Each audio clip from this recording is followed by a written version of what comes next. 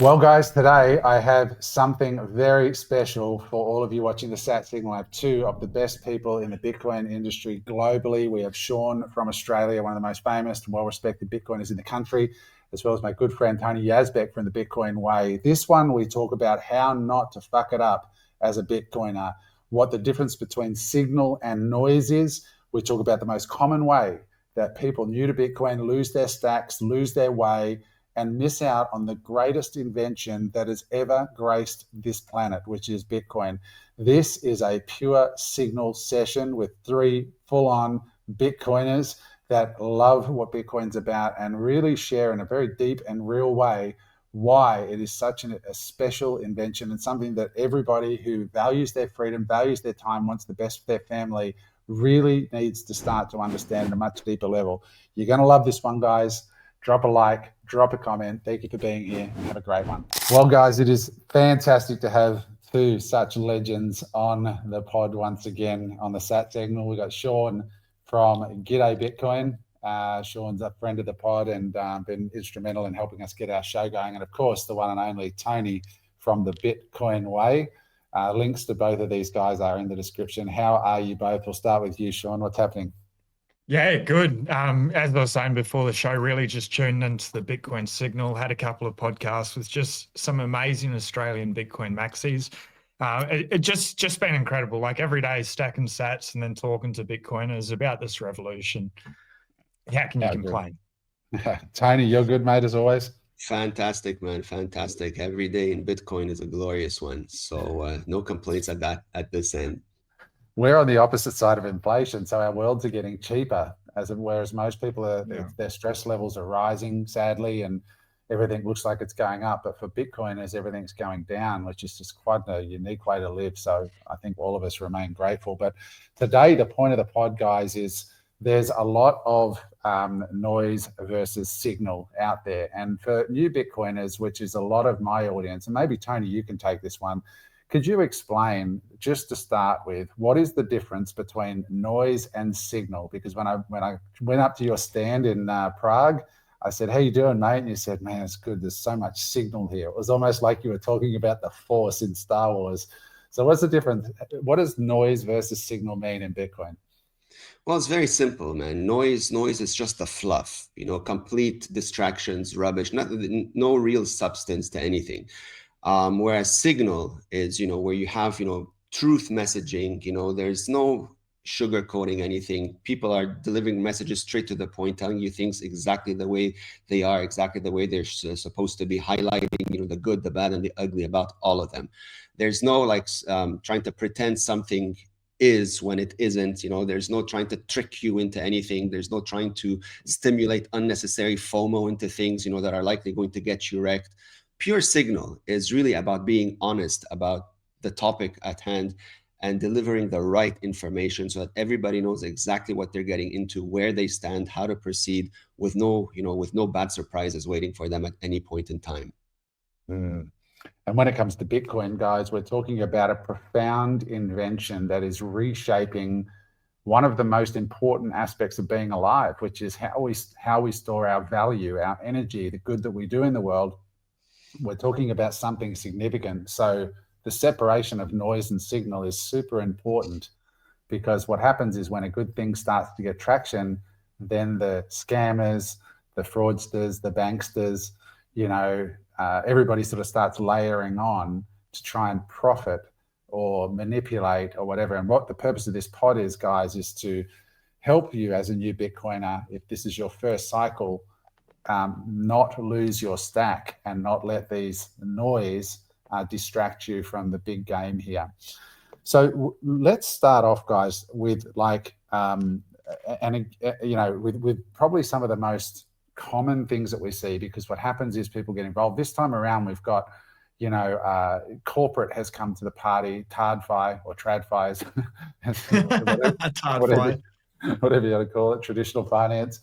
And we're seeing, BlackRock come along, and they finally flipped from, Bitcoin is terrible to we now know how to tariff it and make money from it. So now they're all for it. What are some of the traps? Why don't we start with Bitcoin lending, Sean? Because I know you run a Bitcoin podcast in Australia, and so do I. You're getting a lot of inbound inquiry about it. Maybe you could just share some of the numbers, and we'll start about the innocent or the quality Bitcoin lending offers that are out there versus some of the other ones we're seeing more recently, which I want to dive into. But where can people get unstuck? Explain Bitcoin lending to us, Sean, in simple terms with real money, and then we can break down what we think of it. Yeah. So like you can name names if you want to, but like one of the popular ones, you send them Bitcoin and they'll give you back fiat. The loan is no repayments over 12 months at all. You pay for it at the end. And you're paying back in the fiat dollars at 12.4%. So for like super easy math, say you lend them 1 Bitcoin, it's a loan to value ratio, LTV of 50%. So 1 Bitcoin at the moment is about $120,000 US. So they're going to give you $60,000 in US dollars. Deposit into your bank, you're going to get it pretty quickly, probably within 10 minutes. And you can go out and spend that. All well and good up until this moment. But as anyone that's been in Bitcoin, even for just a short period of time, maybe not since Donald Trump got elected, because it's sort of been an up-only market, but 36% drawdown can happen any day of the week, at any time, for no reason. Anyone that's been here for a while would just say, oh, it's another day in Bitcoin. Like, it's all good. It's just what Bitcoin does. Needs to go down to be able to go back up. But people have maxed out. Human nature is to loan, if they're already loaned against whatever asset, the most amount possible. 50% loan to value ratio, they're going to get a margin call. So they're going to have to quickly come up with $43,000 instantly to be able to top that back up to the 50%. If they don't do that, they're going to get margin called. They could lose their whole Bitcoin stack. I guess that's the scary thing, and people aren't willing to run the numbers. It only takes a couple of minutes on ChatGPT, like worst case, and that's not even a worst case scenario. That's just like an average day in Bitcoin. It's happened over and over and over again. There's just this meme chart. It's like 36%, 36%, 36%, and the chart looks like it's going straight up. And then if you're loaning against Bitcoin, but you need to pay it back in Bitcoin, that can get really bad really quickly. We'll talk about that separately, but just for the listener to be clear, what Sean's saying is that you take $60,000 US cash against $120,000 US Bitcoin. If the value of the Bitcoin drops, they've only agreed to lend you 50% of the value of the Bitcoin. So if the Bitcoin drops to a certain level, you've got to top it up to stay within that parameter. It's called a margin call. So just getting super, super basic, and it can happen very easily. And meanwhile, and this is where Tony might chime in order to get that money, and this is where the counterparty risk sneaks in, let's assume best case scenario, you're a client of the Bitcoin way and you've learned proper air-gapped cold storage where nobody can touch your Bitcoin, right? You've had to move it from that safe environment where you are custodying your own wealth. You've had to move that Bitcoin out of that super safe, no counterparty risk environment over to this private company that is going to now hold that Bitcoin and the keys. And you now have taken on the risk that they could go broke, could disappear. And any kind of search will tell you that that's not that uncommon in the crypto space. Tony, do you want to speak to that quickly, that counterparty risk? Yeah, of course, man. Where do I begin with these nightmare scenarios? Before I start, let's just rewind a little bit to simplify the situation. Maybe it'll clarify the reasoning later on. Bitcoin wasn't created to integrate into the legacy system. Okay, this is something that a lot of people to this day still seem to forget or ignore. You cannot play fiat games with Bitcoin. It's like oil and water. The two worlds do not mesh. What's going on today is trying to force Bitcoin into the legacy system by offering all these lending products, all this nonsense, this noise that we're starting to hear more of, in order to prey on the ignorance and fear of the masses that at this stage still don't understand anything about money, let alone how these games are actually played. At a very basic level, 99% of folks out there should not be engaging in any of that rubbish, okay? Bitcoin is the most pristine money the world has ever seen. And it's also the most simple if you don't want to break your head, all you need to learn is that you can own this thing, hold it yourself privately, and take no risks with it. That's it. You use it as money, it's your savings, it'll appreciate forever in value. Now, what these services do is that they prey on the greed of humans. Get rich quick, there's no risk. They use all these fancy buzzwords that people, instantly jump on. There's no taxes, you don't pay capital gains, you can make more money, low risk, no counterparty risk. All of these is complete nonsense. And the fact that people fall for them is that most of them don't do their research. First of all, a lot of people coming into these services don't understand money, and they certainly don't read the terms and conditions that are powering all these services. So they go in blind simply because somebody told them, or they think that so-and-so has a good reputation. There's no chance of things going wrong. All of these games are 100% counterparty risk, and they're maneuvered and controlled by variables that you cannot have any impact over. For example, the lending services. One, you're relinquishing control of your Bitcoin. That's red flag number one, because now you're trusting that platform with that Bitcoin. You're assuming, they're good people, good reputation, nothing will ever go bad. That's the first mistake you're making, because the most 5-star institutions in the world have gone bankrupt overnight. So that's one. The other thing, most of them will KYC you. If you don't know what that means you have to upload every bloody piece of information about yourself to these people. You don't know how they're safeguarding that information. The day they get hacked or that information get leaked, you have a problem, because now someone very intelligent knows exactly who you are, how much you have, and where to find you. That's the other thing. The other thing is that you have no more privacy. These people all have full eyes on your wallet. Whatever you're doing, whatever you're sending and receiving, they know. Maybe you don't care today. When Bitcoin's $1 million or more, trust me, you will care.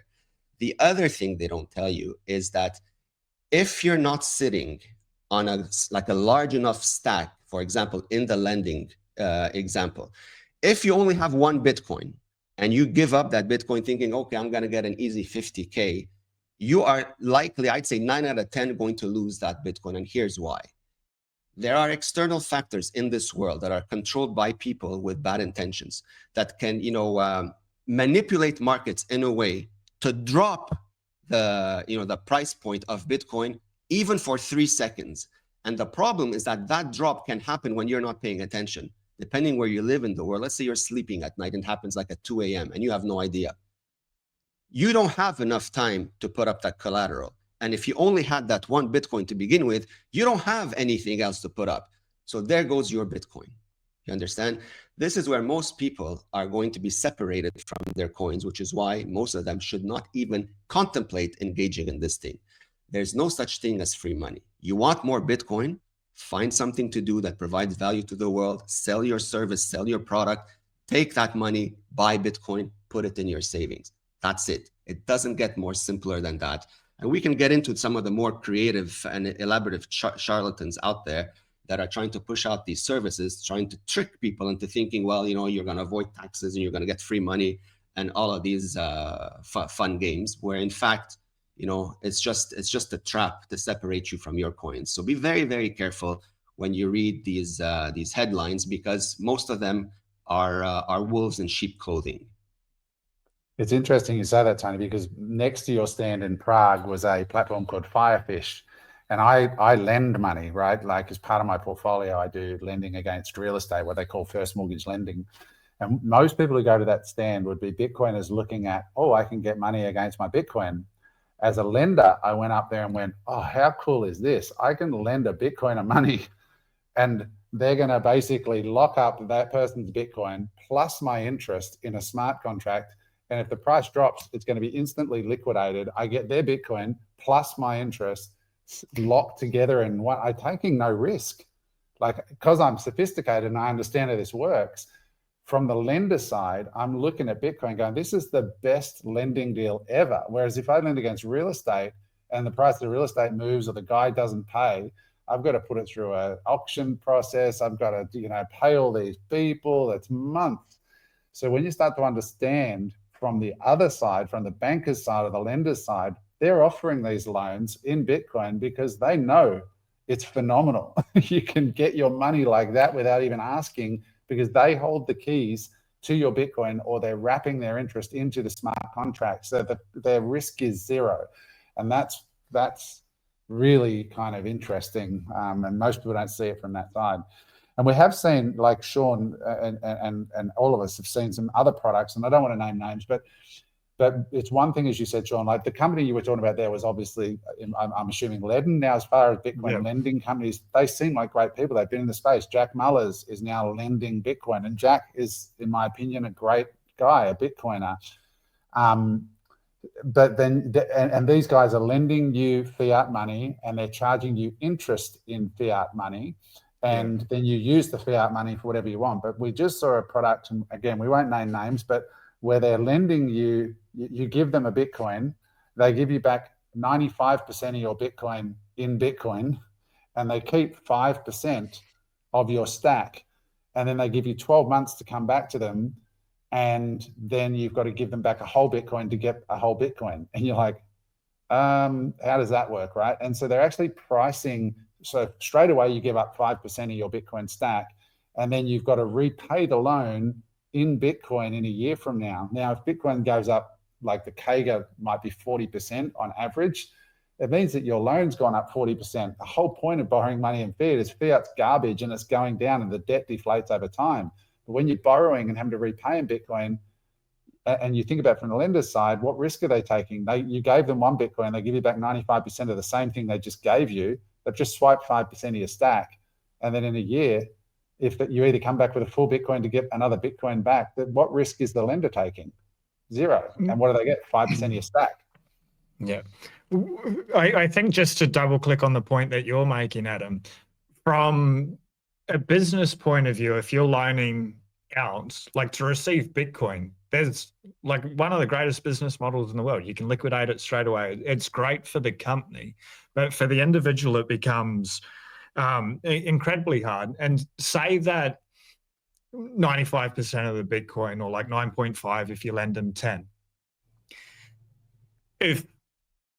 What are you doing with that Bitcoin? Obviously, you're loaning against that Bitcoin to try and make more Bitcoin. So you go into like Bitcoin treasury companies, which is like leverage on top of Bitcoin already. And if the market crashes, like you've wiped out 95% of your stack as well. So like you could very quickly lose 100% or 50% of your stack straight away, because while over time Bitcoin goes up and to the right, what's going to happen today or tomorrow or next week or next year, we have no idea. And especially where we are within the cycle, like people at the moment on X are calling for a $400,000 Bitcoin the next 60 to 125 days. If that happens, the world has gone really bad very quickly. Nobody wants that to happen. Like there is total chaos. But apart from that happening, $400,000 isn't going to happen in the next, by the end of the year. It's just not. But people start to believe this and they repost and they're like, Bitcoin's only 120,000. Going to loan against it. I'm going to leverage out a little bit. MicroStrategy is going to go to the moon. I'm going to do that. And then I'll be easy. I've loaned against $1.2 million and received back $1.14 million. I'm going to put that all into MicroStrategy. I'm going to ape in. That's going to turn into $4 million when Bitcoin's $400,000. And then I'm going to pay it back. But if that doesn't happen, or if we're close to the top of the market, which could very much be likely, 120 to 150K is fair value at the moment. And to think that it's just going to keep going up, eventually it won't. And if your loan repayment comes due when you need to repay back in Bitcoin and you have no other Bitcoin and you've leveraged out or gone into Bitcoin leveraged plays, you've missed it. Like, you no longer have freedom money. You're not safe. You're not secure, and that's tragic. It's going to hurt a lot of people. Yeah, just to add to this, most people have no need to borrow against their Bitcoin. Like, what do you need the money for? This is a fiat mindset. It's built on greed. Unless you're like a Michael Saylor of this world that knows, those sophisticated investment, ins and out. This is not your playground. You have to stay away from this as far as possible, because something in that whole infrastructure is going to go against you, and you're going to end up losing absolutely everything. If you can't afford to buy something or to do something, then step aside and wait until you can. Yes, I understand it sucks, but if you don't want to risk losing everything, then stay away. Lending, because you think you're going to save taxes and what have you, that's a dangerous game to play, because, given enough time, first of all, there's no specifically defined regulations around this. The rules can change at any point in time. You can attract the attention of whatever tax authorities in whatever jurisdiction to come your way. They'd shut you down or make things like a nightmare for you. And then you're caught in the middle of this whole whirlwind, and you're placing so much trust in that institution that's supposedly giving you this, glorious tax-free, tax-deferred loan. If they get, shut down or prevented from acting, then again, you've lost completely everything you've put up there. There's no need for this. Buy your Bitcoin, hold it offline in self-custody. Nothing out there, at least nothing that I know of, will outperform Bitcoin. So don't think you're smarter than the market. You're not. There's provably, investments out there that have tried to do this in the past, have completely blown up. Bitcoin right now is the fastest horse in the race. And like I said, I haven't seen anything outperform Bitcoin over a long enough time frame. So unless you're that super sophisticated Michael Saylor type investor that knows exactly when and where to place your bets and moves, stay away. This is like a recipe for disaster, and it's for 99% of folks not to touch ever, or even to consider. And the other part, Tony, to this as well is there's the lending companies, the other obvious service. And this is where, Bitcoin Way is doing such a great job, is being charged for custody, because basically it's kind of a double whammy. And I didn't fully appreciate this, Tony, until I myself became a Bitcoin Way customer. And guys, I'm not trying to just pump Tony's business here. He doesn't need help pumping his business. He's doing fine. I'm just telling you, for years, I used custodial service and I paid good money for it. Fortunately, the service I use, I had a high level service and it wasn't linked to the size of my stack. It was a fixed fee, which was about $2,000 a year for a high level of as high a level as it goes before you proper self-custody. But there are lots of services out there. Now that I've gone through the Bitcoin Way process and I run a Bitcoin node and I properly understand air-gapped, proper cold storage, security, all this stuff. Oh my God, it is incredibly. Let's go. I can see you laughing, Sean, as well, because I've just gone through the process. I'm holy shit. That's when I really started to truly appreciate the genius and the power of Bitcoin, when I became the Bitcoin Way customer. But then when I think about it in hindsight, these fucking people that are proposing that they charge me a percentage of my stack for offering something that, now that I understand it, isn't as good as what I can do myself. And I'm paying for it, and it's indexed to the growth of my stack for no difference in the service that's being offered. It's the ultimate bankster product, right? And so I just want to, Tony or Sean, either of you can comment on this, but it's like you're giving up the security and the privacy, because I didn't understand when I run my node, I'm actually running private. I'm going dark mode almost, right? Like it's my business from that point. But so I get the privacy, the security, and I don't pay anything. And I'm like, holy fuck, like I wish I'd been grabbed by the ears and screamed at earlier. Well, it's very simple to explain why this is going on. These people are intelligent enough to know that most people out there don't understand the space. This is brand new. They have no idea about anything. And so they prey on this. It's like almost like taking candy from a 5-year-old. By promoting this will keep you safe, no points of failure and all that. What they're doing is that they're keeping you trapped in that fiat mindset where you need to depend on a third party in order to protect your money.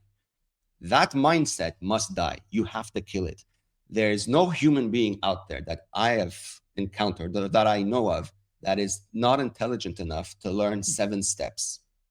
Most of these services are hypocritical as well, because they complain all day long about, government's unrealized capital tax, gains tax, wealth tax, inheritance tax and all that other nonsense. However, their pricing model is no different.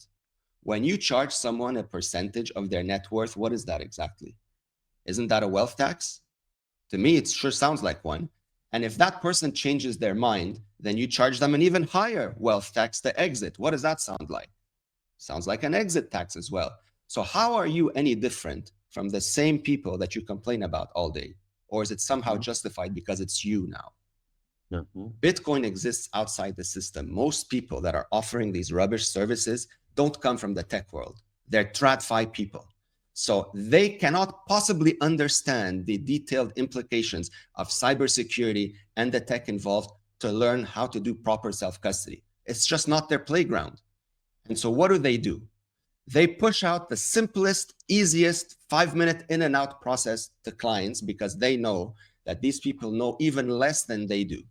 And so these people, clients, not only are paying a substantially high price for the illusion of protection, which doesn't exist, or at least very minimally exists, but the trade-offs that they're giving up, first of all, is a big percentage of their stack, their complete privacy, and they're taking a counterparty risk because that involves massive trust in that institution that you're now supposedly, going to for the protection of your money.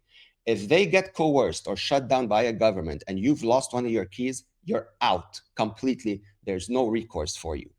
All of this is completely avoidable by you taking the time to learn no more than 7 or 8 steps. This is not rocket science. I've said this like a million times and I'll continue playing the same record.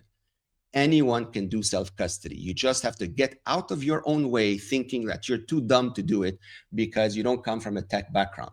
No one I work with comes from a tech background. And we work with people from all ages, 50s all the way well past their 80s, that are 100% fully sovereign individuals. None of these guys are tech folks beyond its most basic functionality. Yet all of them are dealing with encrypted vaults, fully air-gapped wallets, running nodes. Some of them, a lot of them actually lately, have even got into proper decentralized solo mining. This is an exciting new opportunity for the world. Bitcoin is not meant to, keep you trapped in the bad habits of the fiat world. You have got to kill that. And once you put it out of your head that you want to step away from that corrupt world, everything changes. You're no longer playing on the same chessboard that was created to rip you off since the day you were born. You're not breaking any rules, right? You're not evading anything you're not supposed to be paying for. You're just opting out into a system that is controlled by no one.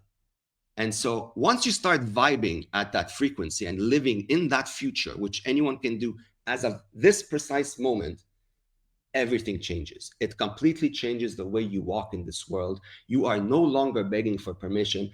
All of this rubbish, ETFs, Bitcoin treasuries, lending, all of that noise, it becomes like this murmur in the distance that means absolutely nothing to you. Because right now, your value, your life, especially financially, is being upgraded at such a fast pace just because of Bitcoin's inherent nature. Finite supply, no one can manipulate it, permissionless, trustless, completely different galaxy in terms of the new monetary world that we're headed into, and anyone can step into it right now, like right this second. You don't need anybody. Because I've also said it in the past, Bitcoin is the simplest, most dumbest solution, yet people somehow want to complicate things by somehow meshing it into the fiat world, which is a complete mess, a complete sham, a Ponzi scheme from beginning to end. You have got to understand this before Bitcoin makes so much sense to you, and the conviction you have behind it becomes, that resonates with something like someone like myself. I've spent thousands of hours. I've lived through the other side of the fiat horror, okay? You don't want to walk in my shoes because most people have not made it out. It took me a year of hell. I promise you it is a movie you have never, ever seen and can't possibly fathom as how bad it is. And it is coming. Don't think this is isolated to me or to one country. I already see the signs. The UK, in my opinion, is the next Lebanon imminently. The signs are already happening in Australia. They're happening in Europe. They're coming absolutely everywhere. And all of these shit games that you're seeing, all these distractions that are built on that fiat legacy system are just desperate attempt for these charlatans to extract as much Bitcoin from you as possible, because when that collapse happens, they're going to be okay, but you're not. Guys, if you're enjoying this pod, Tony's bringing the fire. Show the love in the comments, because that is Sean and I just sit there, get the popcorn, go preach it, brother, because it's so true. And it's, I watched this video that went viral in Australia this week. A guy walking around Woolworths going, "Let me show you how fucked Australia is in terms of the cost of living crisis. This is how much milk is. This is how much chocolate is." And I'm going, as a Bitcoiner, all of that stuff got cheaper for me because we've stepped away from that world. It's just a completely different experience. And what Tony's talking about here, guys, is personal sovereignty and ownership over your financial future. Sean, what do you got to say when you hear that? If you haven't already watched it, for Adam's audience, watch that podcast between Tony and Adam. Like, you get more of Tony's story, because Tony's talking from a lived experience from what happened in Lebanon. We won't go into it, but it's intense, and I think you should take a moment to do it. But before I just talk about what Tony did, Adam, like, I've made an observation with, you went from a collaborative custody model to working with the Bitcoin way, and like this light bulb has gone off. You're like, oh, Bitcoin, like, the polite way to say it, it's unconfiscatable money. Mm-hmm. The Bitcoin maxi way to be able to say it's like, it's fuck you money, or it's like you become unfuckable when you take control of it. Like, to see that light, and you're like, oh, like, it takes your journey of Bitcoin to a deeper level, because it's the first time in history where we can completely hold something, private property. I've been homeless, I've been on the streets and stuff. I know what it's like to have absolutely nothing to my name. And then when you've got this one thing, Bitcoin, Michael Saylor calls it hope, other people call it hope. When you've got this thing that is hope, but that you can 100% take control of, nobody can take it away, no government, institution, entity, person, whatever. It's up to you to hand over those keys, and maybe those keys don't exist. That's pretty empowering, and it's the first time that we can actually do that. But in regards to what Tony's saying, like, I'd just like to ask you a couple of questions, Tony. So like the collaborative custody model, people go for it because they think it's easier, and they buy the lie that it's safe. Like, it's definitely not counterparty risk and all that stuff, government regulation, just the people running the company or whatever, good people or not, it doesn't matter. You're handing over your sovereignty. But they just think, too hard basket, I'm going to outsource it, it's safe enough or whatever. But Tony, you're helping like anyone. You're saying that a lot of them don't come from a tech background. I've watched testimonials of people that are 78 years old. You've taught them that. But you said it's only 7 steps. Worst case scenario for a client that you've had, what's the longest it's taken them to get to Adam's level of like, oh, well, this is Bitcoin. Like, this is unconfiscatable money. I can hold it. So like, say they're locked up for a year, 1% interest, they need to pay an exit fee. That's going to cost them a lot of money.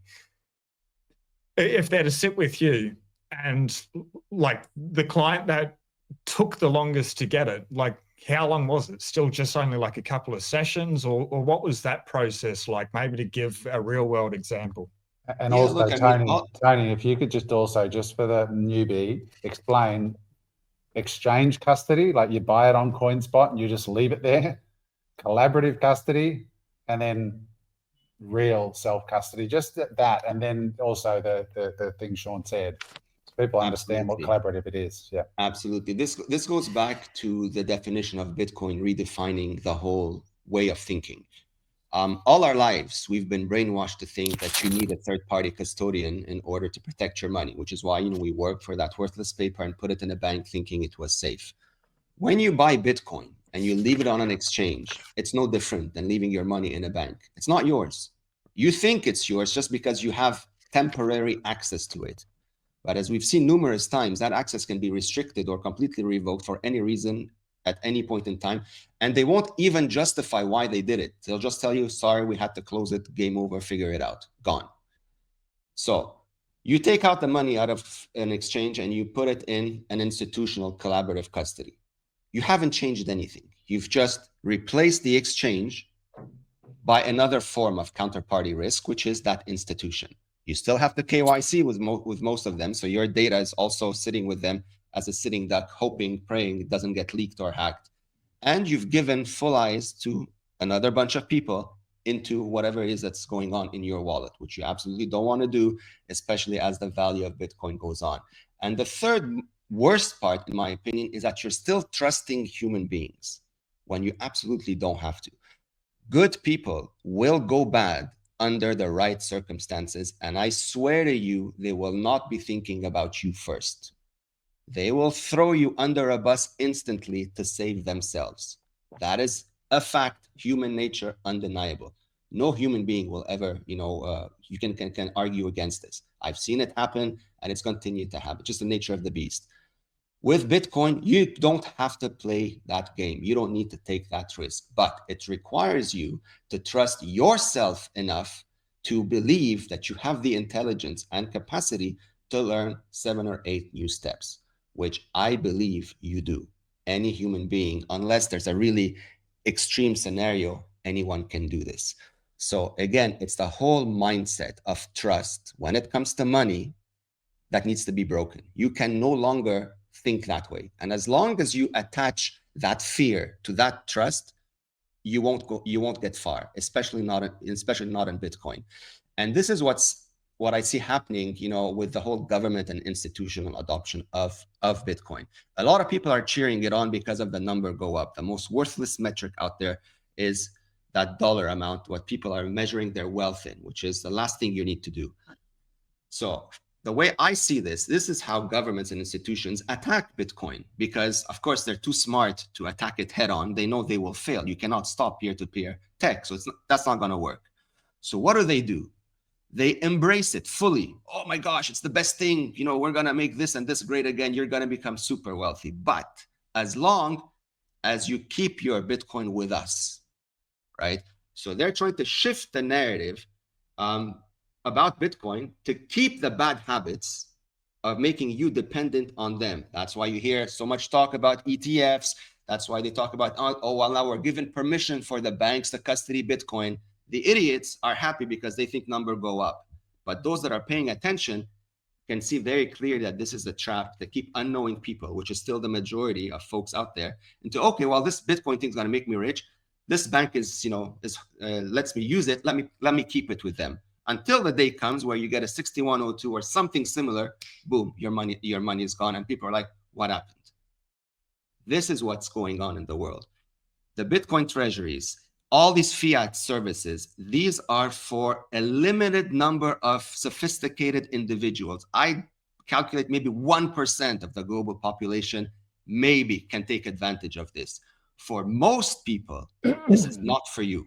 Like, this should be like north and south. You should be going the complete opposite direction every time you hear about a service like this. It is not for you.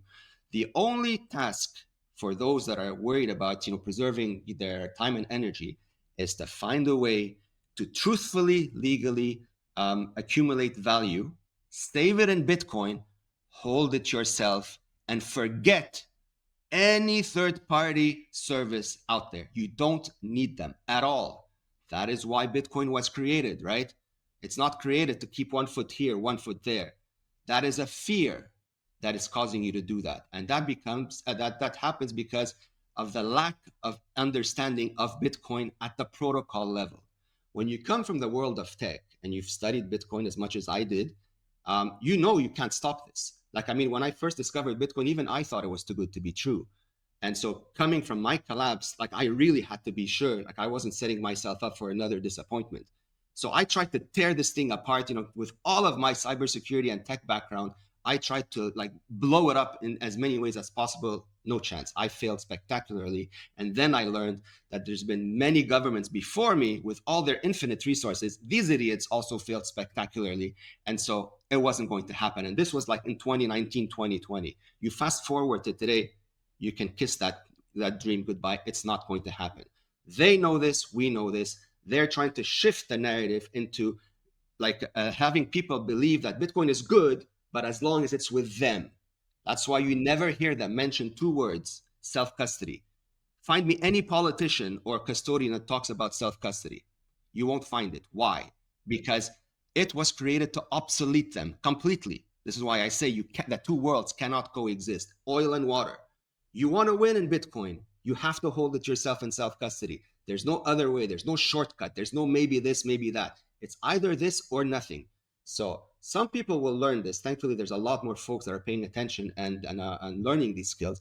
But there's a lot more that still don't believe it for whatever reason, because they think they live in such a financially privileged situation that this will never happen here.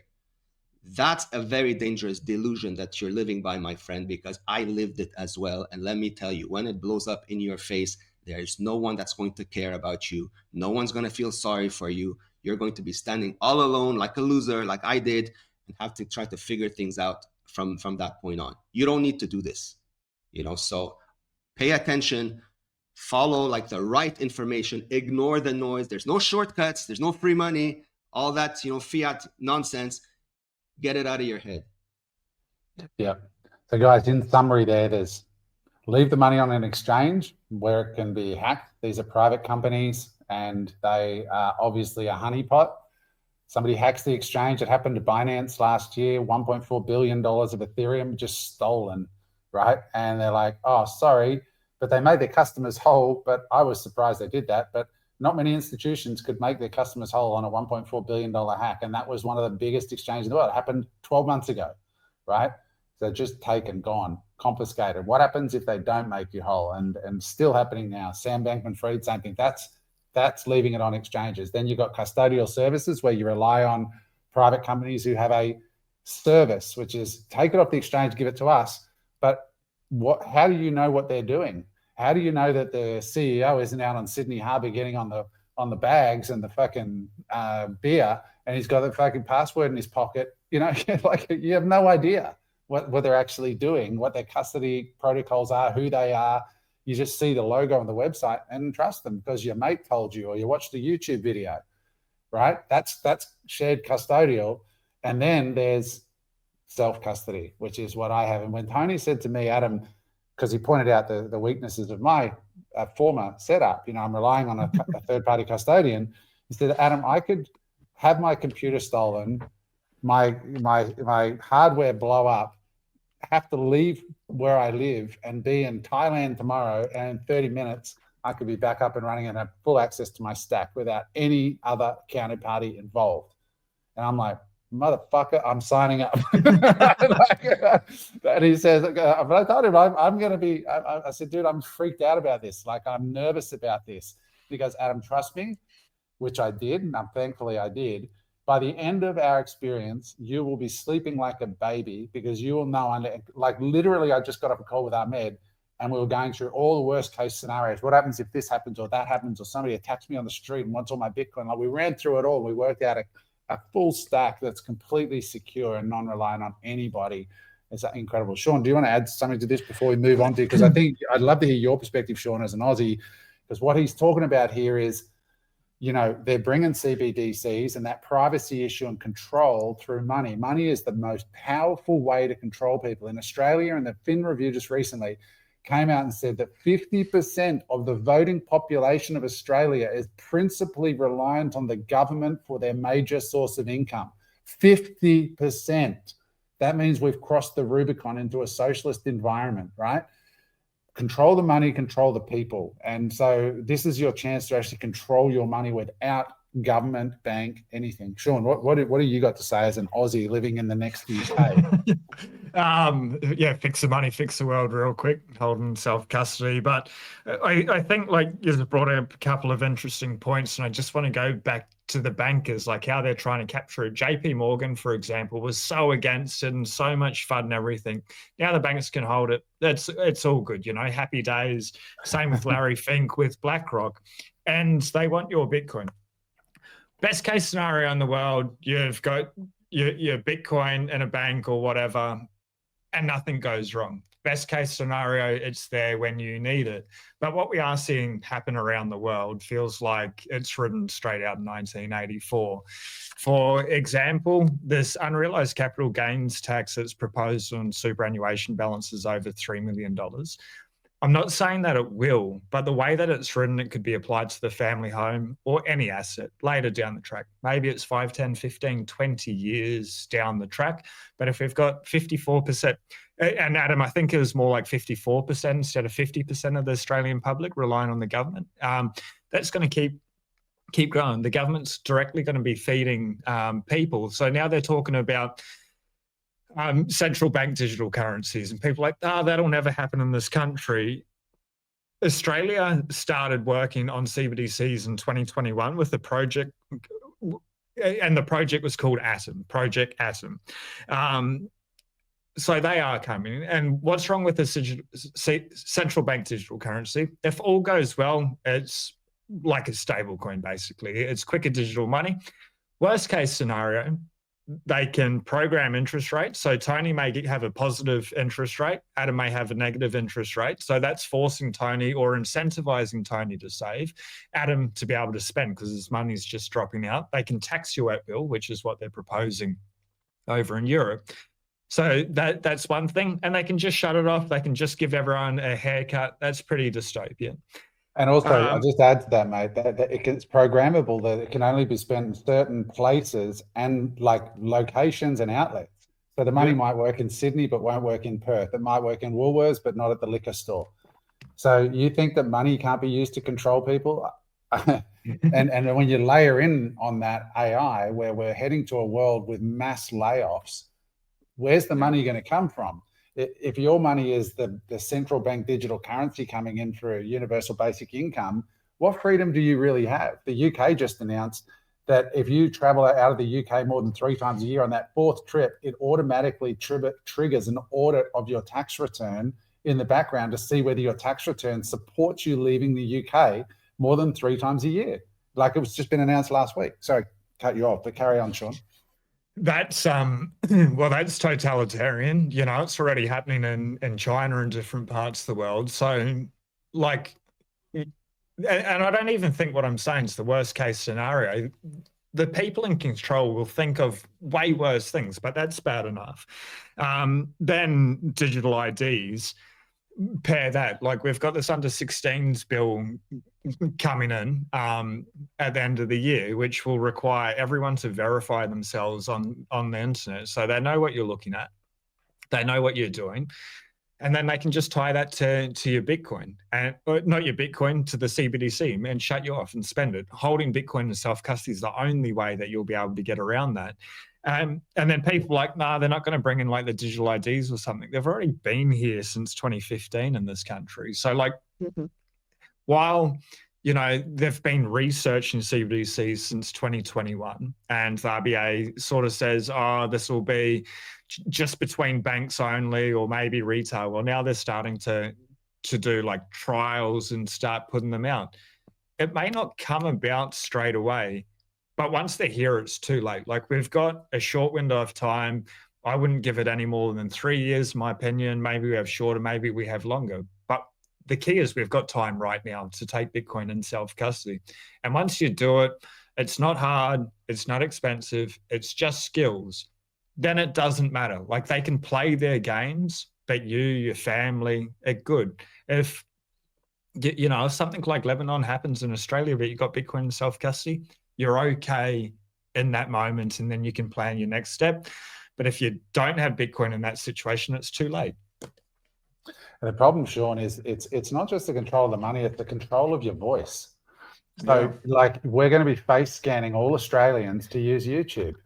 Like that, literally, like, I don't know if you know this, Tony, but this law that comes in December 17, it's not just social media. YouTube has been put into social media. So to verify, you know, protect the kids, of course, that's how most tyranny is brought in, through the false, you know, horse of protecting. You know, like they say, when the government turns up and says, we're here to help, you should run. But, you know, like, you know, what you watch on YouTube is going to be known, because you're going to be facial recognition. Make sure you're not under 16, because YouTube and the world's knowledge is so dangerous. You know, definitely don't let kids near the best training tool the world has ever invented, right? That's free. But you go onto YouTube, watch it. You think that they're not making arrests in the UK? They're making, I think it's 3,500 arrests. They're arresting 10 or 15 times more people in the UK than they are in Russia for what people are saying in comments. There's a taxi driver serving a 7-year sentence in London right now for comments that he put on a Facebook meme.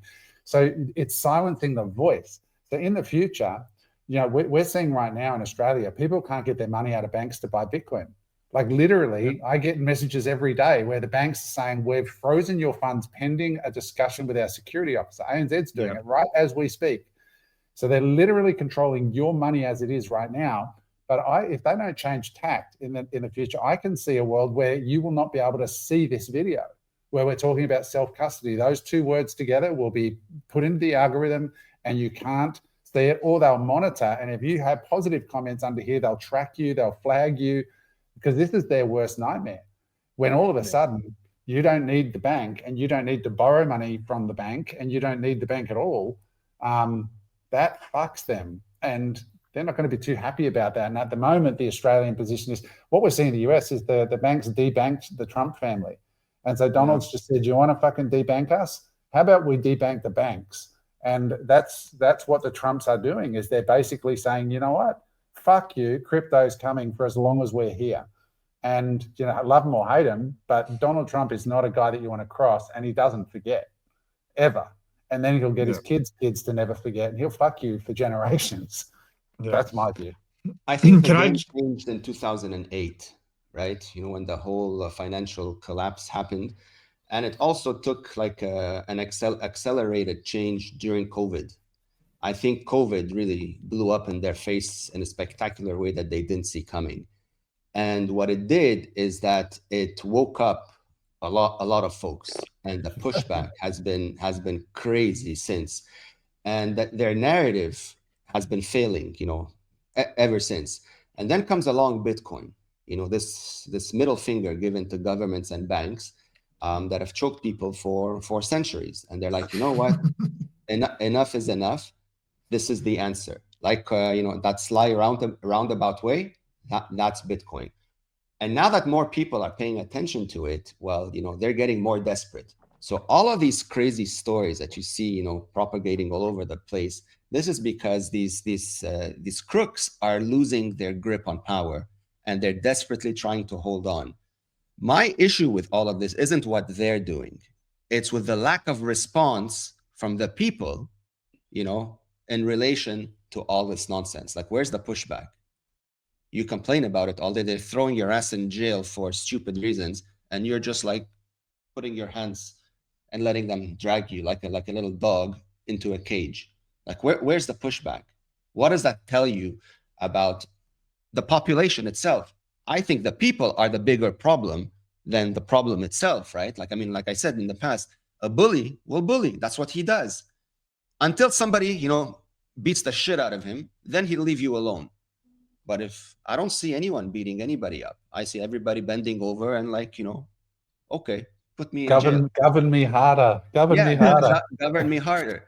So if that's what you want, then shut up. Don't complain. People think they don't make a difference, which I completely disagree with. There's enough people out there that will align with your mindset and don't want to put up with this bullshit. Now, no one's advocating, causing problems and going to war, but there is a peaceful solution. That's what Bitcoin is. It's a peaceful revolution. There's no guns involved. There's no killing involved. It's just, I don't want to play your stupid game anymore. I'm out. Like you're at a shitty party, you leave. It's as simple as that. But you have to learn how to do it.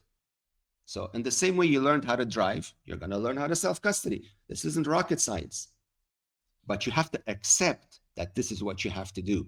If you still think somehow you're going to find an answer in this broken, rotten, corrupt system, well, it's a lose-lose scenario for you. You're going nowhere. And I genuinely believe, and now especially with the existence and the advancements of AI, which is happening at like an alarming speed, the world will be split. There's going to be a part of the world that are okay living as slaves, because that's exactly what they're going to be like. And there's going to be a large percentage of the population that will be living in ways the world has never known yet, right? Completely sovereign individuals. Those people you cannot control no matter what they do. And now they've got insanely powerful wealth outside the system, and they understand AI. A lot of them will understand AI. AI has been it's fascinating for me. It fits into my playground. If you know what's happening in AI now, you won't sleep. So the days that you thought this can only happen in a movie, well, those days are here, my friend. And I'm not talking about the AIs that you see most people use, like those centralized systems like ChatGPT and all that. I'm talking about the real deal, the decentralized, uncensored systems that you can download and build your own machines to run.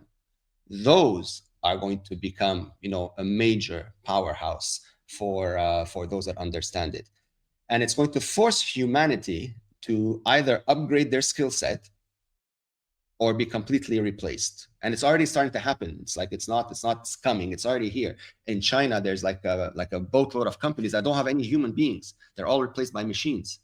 So all the low-hanging fruit jobs, and it's not to discredit anybody's job. Honest work is honest work, but you're living in a completely different atmosphere now. There's AI, super intelligent machines that never tire, always learning, that will replace all the low-hanging fruit.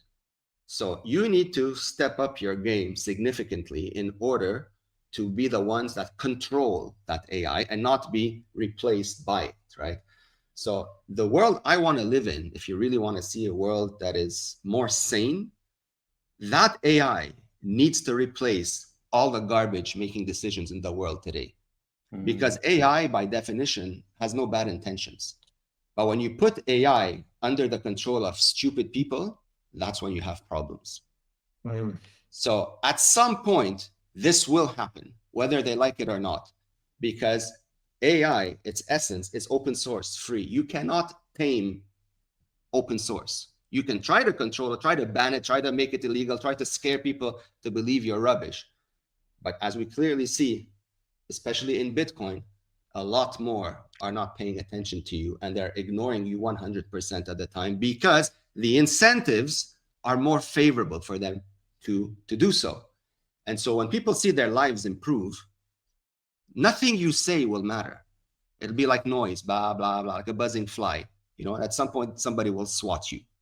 So the days of corruption and theft, those are ending. And the proof of it is all these draconian measures that you're seeing. So at some point, and that's my biggest fear, is that things will break past the point of no return. And then you will see the insanity that I lived through in Lebanon on a global scale. And I'm not here to be the doom and gloom messenger. I'm just, relating to an experience that I lived through. And Lebanon is a little shithole, as a country. It's a tiny little country. You get 5% of this in a big place, like let's say, for example, the United States. You want to see a world war? You're going to have it locally. So we're living through crazy times, man. We can talk about this for an infinite amount of time, but people need to pay attention. We are not going back to the fax machine. We're not going back to the typewriter. We are living in the digital age now. There is uncensorable, unconfiscatable money. You need to understand this and pay attention to it. Otherwise, you and you alone are responsible for your demise. No one else is. It's happening now. Like this dystopian world. I look at, I travel a lot, right? And I look at the fiat prices of things, and I think the average punter on the street is trying to make sense of this. One of the biggest aha moments is when you realize that things are going up as a function of broken money. What the government is trying to tell everybody is things are going up because of price gouging, because Coles and Woolies and the banks are all profiteering. That's happening. But the real problem is just the massive amount of money that is being produced into the system is what's I looked last night, I was with a friend. I said, look at this. I went into realestate.com. We're both here in Cyprus. I put a filter, properties over 10 million in Sydney that are apartments. There's dozens of them. And I'm like, are you fucking kidding? This is an apartment and it's over 10, it's normalized. A gallon of milk, $8. a block of cheese, $10. And when I looked at it, this is on this guy's reel, and it says 50% off down for a block of fucking cheese. And like, it's right there in front of people's faces, but they can't see that, you know, like if you look at the money supply and how much money's been printed, you look at the Victorian government, the most indebted state in Australia, has put the state into more debt since 2012, since Parliament was incorporated in 1856. They've incorporated more debt in those 10 years than since the incorporation in 1856. Like, think about that. That's because they can print this stuff. And as Tony famously says, they have created a system where they can live for free, where you get fucked, they live for free. This is not prices going, this is absolutely broken money. And people say to me, you know, isn't Bitcoin a bit risky? I said, dude, like, go to ChatGPT and ask it, if you've got $1,000 today and inflation's 5%, how much is $1,000 worth in 30 years? Just pure math. You lose 70% of your fucking dollars. It's not up for debate. The riskiest thing in the world is to do nothing. And when you finally pull that veil back and realize that you are living in this reality, that's when you start to go, actually, I need to off-ramp my head completely into something else, which is what Tony's trying to drive home. Sean. For everyone in Australia, like what Adam's saying, the M3, which is like the money that we use in Australia, in the last 5 years, it's gone up by 56%. So like basically Australia's been around for about 100 years. In the last 5 years, 200 years, 200 years. In the last, I think they're in currency, but anyway, in the last 5 years, they've taken half of all that money and added it on top in 5 years. That's about 11% inflation per year. That's why everything feels more expensive. Just imagine all this money just being thrown in the pot. It has to find somewhere. So it's going to go to asset. And we've seen that, like with houses and everything like that have gone up, and eggs and beef and everything. Like everything is always going to cost more in fiat dollars. So what's the point of saving in Bitcoin? It's scarce. There's only 21 million. Nobody can make any more. The governments everywhere around the world are going to print fiat forever. That's the nature of fiat. That capital is going to find its way into hard assets, the hardest asset being Bitcoin. So you don't even need a lot. You just need a little bit to be able to protect yourself, because Bitcoin and purchasing power is going to go up quicker. And if you don't get it, read this one book, The Big Print by Lawrence Lepard. It'll explain it in one book. It'll take 13 hours to read. Yes, it's a little bit of work, but you're going to work 60 to 80,000 hours in your life for money that nobody teaches you what the fuck it is. Like everything Tony's saying, Tony is like literally one of the best people in the entire world to be able to teach people to protect Bitcoin. Like literally, like this is the guy right here. Everything he's saying is factual, is true.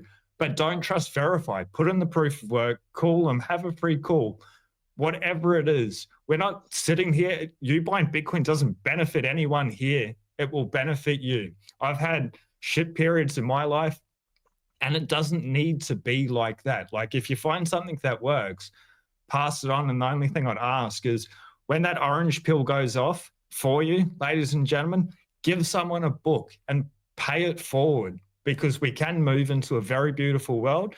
And once you're on that Bitcoin standard, and like Adam had, when he realized it was unfuck you money, like unconfiscatable money, it's like, wow, like it just gets more and more and more amazing.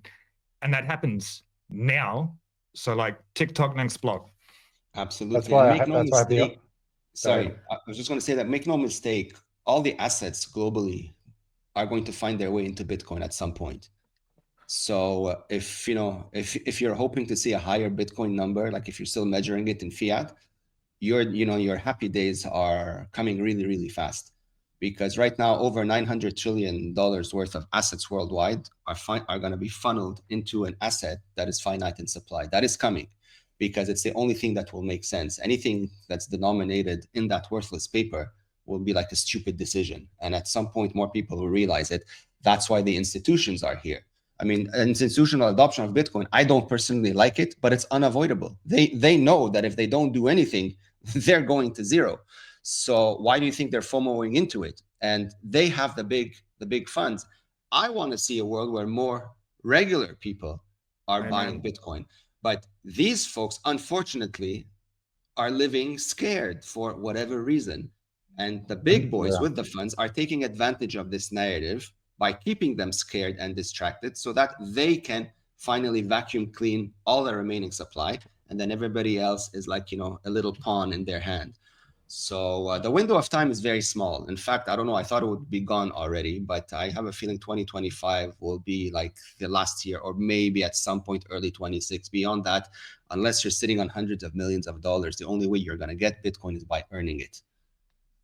Mark Moss put up a post this morning, and just not to knock the little guy, but like Tony said, if you don't stand up and say something, then you deserve what you get, right? But the number of little guys that still tweet in my comments are like, oh, it sounds like a bit of a scam to me, or a bit dodgy. I'm like, brother, like, you need to just get out of the pub in Dubbo and have a look around and realize that fucking the smartest motherfuckers in the world are putting everything they have into this, and you're sitting there with your mates going, oh, I don't know, mate, fucking sounds a bit dodgy. I'm like, all right, champ, you sit with that, and we'll just have to, see you in the Hunger Games, because this is what's happening. Basically, you just got to bet on a crack addict wanting to continue to smoke crack. That's the bet. Is that going to happen? Yes. That's the government. The government is the crack addict that knows nothing about how to get high on its own supply, and that's it. They're going to keep doing that. That's the bet we're making. I don't see any leadership or consensus. It's not even a bet, Adam. Like, it's mathematical certain. Like, the world's in a debt spiral. It's inevitable. All fiat currencies go to their intrinsic value, which is zero. They're not backed by gold. They're backed by fear. That's it. But that's happening everywhere. As a side note, maybe this will help illustrate. Like, in my head, do you know what I see? Have you guys seen the movie Elysium? Yes. Okay, where the world, where the rich and powerful have left Earth to live on this, like, this system outside, above Earth, where everything is utopian. AI medical systems that scan you and cure you. Nobody ever gets sick. You're living in a leaps of luxury, no issues whatsoever. Whereas the rest of the world are living in the slums, the rest of Earth. Like, at some level in my head, I think we're headed into something that looks somewhat like this. People with unconfiscatable money and those dependent on government handouts. Like, what world do you want to live in? Maybe that example is a bit extreme, but I think it drives the point home that we're headed towards something that looks like this. Very interesting. I got one parting question for you, because I know we've all got other things to do today. I get this question all the time. I already know the answer to both of them. I'm going to ask you, and I want everybody here listening that's still stuck in this number go up. Sean, at what price are you selling your Bitcoin? I'm not, ever. Tony, when are you selling? At what price should you get out before the next dip? Selling it for what? Correct. Selling exactly. It for what, man?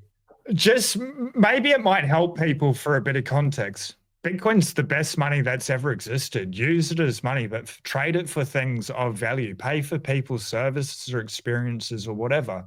You can use it as pristine money. It's the best money. But to sell it into fiat that's debasing an 11% a year, like, that's insanity, man. That's crazy. So Sean, what you're talking about practically here is that, like, if you go onto a Bitcoin standard where you keep all of your money in Bitcoin, you go, okay, here's some money each month that I just spend. Because if you want to do business with Tony's company, you have to pay in Bitcoin or be paid in Bitcoin, or you can't be a supplier to the Bitcoin way. And you can only pay Tony in Bitcoin. So, but there are people around the world now that's what they do. Like, I'm starting to spend Bitcoin now, but I'm moving more of my fiat, all of it, basically, into Bitcoin, and I'm paying in Bitcoin. So I'm paying in Bitcoin and I'm saving in Bitcoin, but I'm the same. I'm like, dude, you don't get it yet. Exactly what Tony said is, for what? And when you're poor or you're middle class, you don't really have money. When you've got money, your problem becomes, what do you do with the money? And so when you sell something, you're like, okay, like, I sold a bunch of buildings. Okay, well, now I've got a new problem. I've got cash. Where do you put that cash? And when you finally get to the end of it all and you go, okay, I've got Bitcoin. Now, where do you buy it to Bitcoin? Well, the hurdle rate is too high. It's too hard. There's nothing I can say, unless it was an absolute lifestyle buy, there's nothing I would buy other than Bitcoin. So why would I sell it? Why would I incur, like for most people, they're going to incur a tax liability as well. I'm out of that game now as well. But why would you sell the hardest thing, then pay tax and buy the softer thing? Like sell the winner, pay tax to buy the loser. Why the fuck would you do that, Tony? There's no such thing as profits in fiat. You know, when people tell me I made a profit, I'm like, what profit did you make? you got more toilet paper. That's what you're calculating as valuable profit. People will argue, yeah, but I have bills to pay in fiat. I'm like, great. Sell the portion of Bitcoin that you need to specifically pay for these bills, and then keep the rest saved in your Bitcoin. Why do you have to sell it all to stack worthless paper that is created by a system designed to steal from you? That's lunacy, right? So there's no such thing as profits in fiat. Fiat is a lose-lose game. But when we've been brainwashed since the day we were born, you sort of have to put your ego aside to accept that you've been duped, which is a very hard thing to do. And I understand that because it really pissed me off when I found out as well. But you learn, you move forward, and you never repeat the same mistake again. And at least now we have that option, like a real viable option. In my case, Bitcoin is not an investment. Bitcoin literally saved my life after what I went through. So for me, this is not about money. For me, this is about purpose. It's a mission now. And the more you understand Bitcoin, and I'm hoping more people will get it in the same way I understood it, your life will make a complete 180. I can promise you that, 100% guaranteed. Yeah. And guys, the other thing that this has turned into a bit of a fucking pitch for Tony, but I don't mind because it's great work. But nobody better. Nobody better in the world. What you said, Sean, is absolutely true. We're super privileged to have Tony here in this environment for you to listen to. But I've now taken to another level, and I'm incorporating in another country under Tony's guidance with his team. And I'm going to be over in Panama in February with them, with a bunch of other freedom fighters, people who are freedom maxis, and we're learning, to set our lives up in a jurisdiction that wants us and is happy to have us there. And it's not only are we going to be set up and become sovereign, right? Double sovereign, but I'm going to be able to meet all these other crazy bastards like Tony and hang out with them. Like Tony and I were in Athens recently hanging out. I picked up my Bitcoin node hand to hand from him, and we're sitting there looking at the Parthenon on the top floor of a building. And then we went and smoked cigars at the best hotel in the city. And this is living the sovereign or the Bitcoin way. And this is Tony's vision. I'm now a full advocate for it. And I invite anybody out there that wants to be free. Like, I've been through the full journey of wealth from like starting with zero and going to the airport and looking at the travel board going, I just want to be able to go wherever I want, when I want to go. That to me was success. And I've now returned at age 50 to that vision of being truly free. And now that I've now offboarded and in this Bitcoin world, in this sovereign life, the feeling that comes with knowing that I custody my time, my money, and I don't have a government in my pocket all the time is just, it's not about the money. It's about the feeling inside of just being free. And it's just incredibly empowering. And it's the best thing I've ever done. And I thank you for that, Tony, for being a light in the space. And I have an orange light behind me because that's what Bitcoin is. It is the sun. It's what gives us life. It's what gives us warmth, and it's pure. And that's why I have that's why Bitcoin to me is. So if you're listening, start your journey by understanding self-custody, and then keep listening to this orange voice. And it's quite interesting where it will take you. Absolutely, man. Just the last parting words, guys. There are options. None of us are stuck. It's just, we have to accept that maybe at some point, being uncomfortable for a little while in order to get more comfortable later on. But believe me, it's well worth the effort, because you don't want to be stuck in a life of slavery. And, doing nothing is a recipe directly into this. Sean, Tony, thank you for joining us, gentlemen. It's been a pleasure. Let's do this again, maybe once a quarter or something. And maybe next time we'll dive deeper on the AI stuff, Tony. I feel Absolutely. like the whole conversation. Absolutely, guys. Thank you for having me. It's always great chatting with you. All right. Let me just say goodbye. Drop a comment, guys, if you enjoyed the pod. And we'll see you on the next one. Bye for now. Hey there. I hope you enjoyed that episode of Unemployable. If you'd like to watch another episode, just click there.